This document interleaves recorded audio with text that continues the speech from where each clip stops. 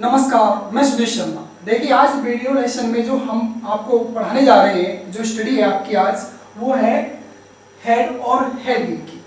Sentence में जब हम हेड का यूज करेंगे या हेडविंग का यूज करेंगे तो पास्ट की किस घटना को किस मैसेज के थ्रू हम उसको इन्फॉर्म करेंगे, ये हमें इस वीडियो लेसन में स्टडी करनी है। हम आपको ये भी बताएंगे कि आपने स्टडी की होगी बुकों में, जो ग्रामर जो पार्ट है टेंस, उसमें हेड का यूज कब होता है, यानी कि उसमें ये बताया गया है कि ये पास्ट परफेक्ट टेंस में यूज होता है। और यहाँ पर हेडविंग को बताया गया है कि ये पास्ट परफेक्ट कंटिन्यूअस यानी कि पास्ट परफेक्ट प्रोग्रेसिव सेंटेंस को एक्सप्रेस करने के लिए यूज होता है। लेकिन अब यहाँ पर कुछ एक्स्ट्रा इंफॉर्मेशन भी है कि किस किस घटनाओं को, यही नहीं केवल यहाँ पर हम हेडविंग का यूज केवल पास्ट परफेक्ट कंटिन्यूअस को ही यूज करेंगे। इस वीडियो लेक्चर में हम आपको बहुत इंपॉर्टेंट कुछ और भी इवेंट हैं जिनको हम हेडविंग की हेल्प से क्या करेंगे, एक्सप्रेस करेंगे, उनको इन्फॉर्म करेंगे प्रेजेंट में। तो ये हमें समझना होगा। अब देखिए, इस डायग्राम के हिसाब से हम आपको बताते हैं। मान लीजिए कोई भी एक्शन A1 पास्ट में डन हुआ था, यानी कि ये कार्य डन हुआ था, यानी कि completed action A1 done in the past. और दूसरा एक्शन A2 भी पास्ट में क्या हुआ था, डन हुआ था, यानी ये भी कंप्लीटेड एक्शन है। लेकिन इसमें रिलेशन ये शो करना है हमें कि जो कार्य इनमें से कोई एक कार्य किसी दूसरे कार्य से पहले हुआ था। जो कार्य पहले हुआ था, यानी मान लीजिए कार्य A1, हमारा एक्शन A1 पहले हुआ था, हेड के साथ एक्शन वर्ब की थर्ड फॉर्म का यूज करते हैं, ठीक। और जो एक्शन हमारा A2 है, इसको हम वर्ब की सेकंड फॉर्म का यूज करते हैं, यानी इसको हम सिंपल पास्ट में यूज करते हैं। ये सिंपल पास्ट होगा और ये हमारा पास्ट में जो हेड के साथ वर्ब की थर्ड फॉर्म का यूज होगा। इसमें क्या शो करना होता है, हमें मैसेज क्या देना होता है। इसमें हमें मैसेज ये देना होता है कि मान लीजिए कि कोई कार्य एक कार्य से पहले हो गया था और दूसरा कार्य बाद में हुआ था। जैसे कि सेंटेंस स्ट्रक्चर आप देख रहे हैं, कुछ एग्जाम्पल भी हमने आपको सबटाइटल में यहाँ पर हम एक्सप्रेस कर रहे हैं कि फॉर एग्जाम्पल जैसे मैंने एक घटना बताई कि मैं उनसे मिलने गया था, लेकिन मैं उनसे मिल नहीं पाया क्योंकि मुझे वो वहां से मेरे पहुंचने से पहले निकल लिए थे, यहाँ से वहां से चले गए थे। तो इस टाइप की घटना को हम हेड से, यानी कि हेड से यूज करेंगे, जिसमें हम वर्ब के थर्ड फॉर्म का यूज करते हैं। तो ये सिंपल हमारा क्या यूज था, हेड का यूज था। नेक्स्ट अब हम यूज कराते हैं आपको हेडविंग का।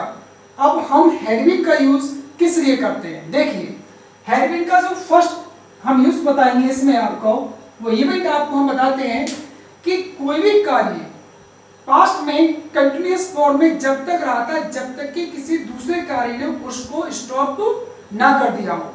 To inform that if something continue in the past until the another action stop it. ऐसी घटना को हम किससे यूज करेंगे, हेडविंग का यूज करेंगे। हेडविंग के साथ हमेशा वर्ब के फर्स्ट फॉर्म में आईएनजी का यूज होता है।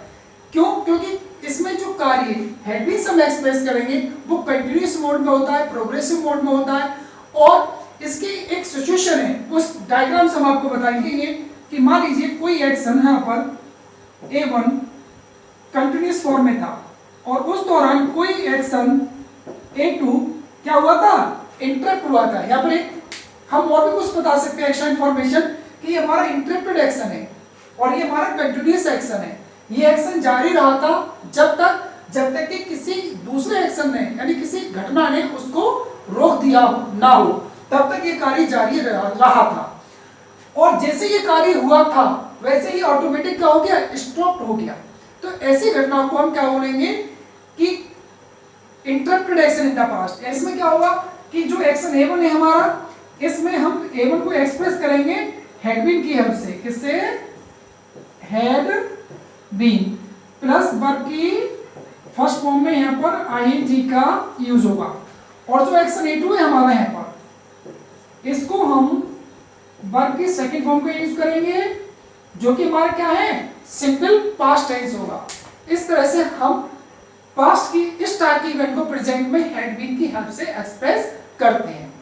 तो ये आपकी इवेंट थी किसकी, हेडविंग की।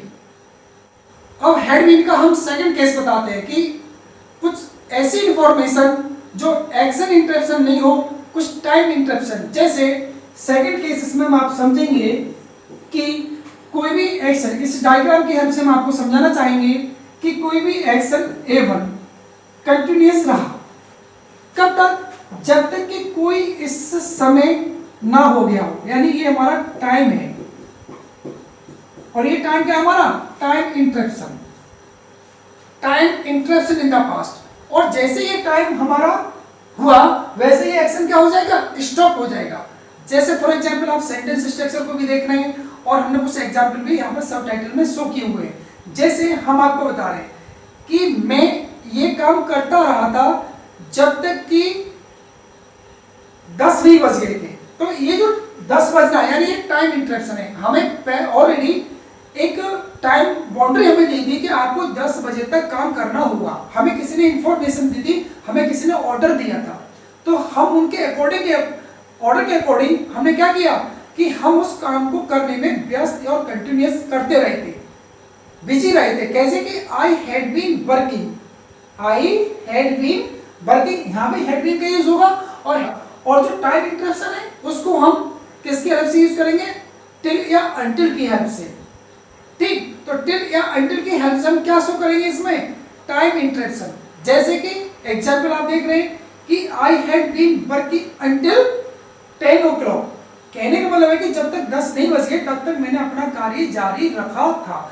लेकिन बुकों में कुछ ग्रामर में इस तरह से पढ़ाया गया कि ये काम करते रहे थे, फॉर और सिंस की हेल्प से यूज करते हैं। लेकिन हम आपको बताना चाहेंगे कि इंग्लिश लैंग्वेज की डेवलपमेंट में कि जो ग्रामेटिकल पार्ट है उसमें रूल्स के हिसाब से जो ट्रांसलेशन मोड होता है, यहाँ पर ये बताना है कि ये भी ग्रामेटिकल वेस्ट क्या है, करेक्ट है। लेकिन जब हम पास्ट की किसी भी घटना को, जिस टाइप की घटना होती है उनको डिफरेंट वे में हम हेडविन की हेल्प से मल्टी यूज करके बताते हैं।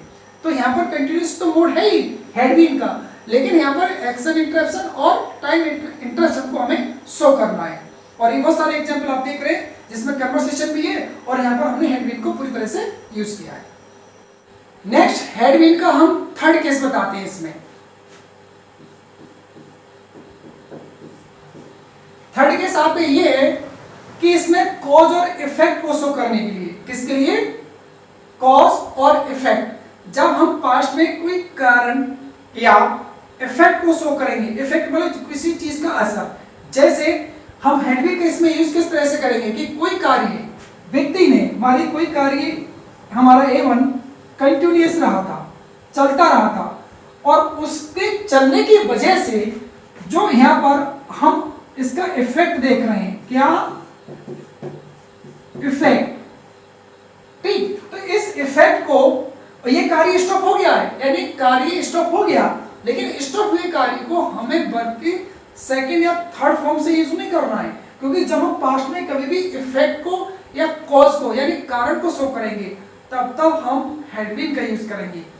ये केस इस तरह से है कि बहुत इंपॉर्टेंस है। जब हम पास्ट में ऐसी घटनाएं जो किसी दूसरे का कारण बनी हो और उसमें उस कार्य की लंबे समय के तक होने की वजह से वो ऐसा हुआ हो, तो उसको हम क्या बोलते हैं, कॉज एंड इफेक्ट। कोई कारण ऐसा हुआ कि मुझे वहां से जाना पड़ा था, ये घटना हमें बोलनी हो।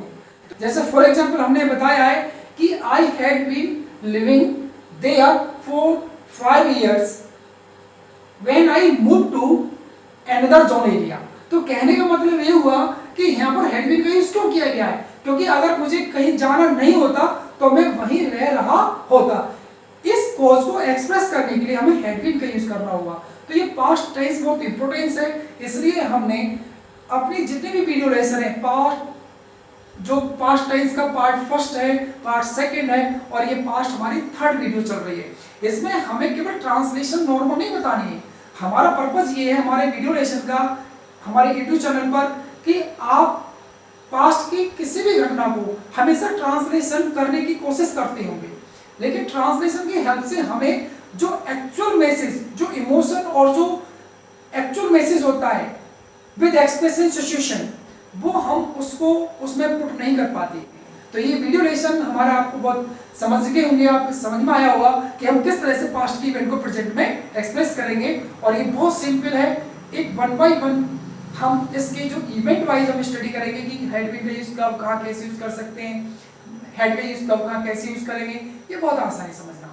तो थैंक यू, नमस्कार।